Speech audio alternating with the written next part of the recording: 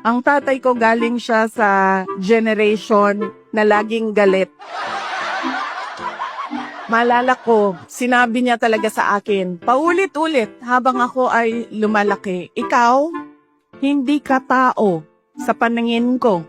Napaisip ako, pusa o aso? Hindi ka tao sa paningin ko kung hindi ka abogado o doktor. Alam mo, kung hindi mo ayusin yung law school mo, magiging kabit ka lang ng politiko. Pwede ka mag-aral ng mabuti, magiging halaman ka lang dyan sa gilid.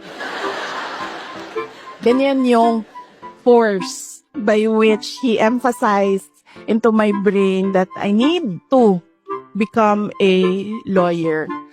Hindi sa nanay ko dahil ang nanay ko sobrang supportive nun. Kahit maging halaman ako, didiligan ako nun eh. Ganyan kabait ang nanay ko. Pero nung nakita niya yung grade ko sa bar exams at nakita niya na mas mataas yung grade ko sa bar exams kesa sa kanya, 5 points ang layo namin, doon siya nagbago. Pag every time nababanggit yung grade sa bar, hindi na siya talaga nagsasalita. Tapos lagi ko pa sinasabi sa kanya, partida yan pa ha, kasi hindi ako nag-aral eh. Kung nag-aral ako, top-notcher ako eh. So ngayon, tao na ako, buong tao na ako sa paningin niya.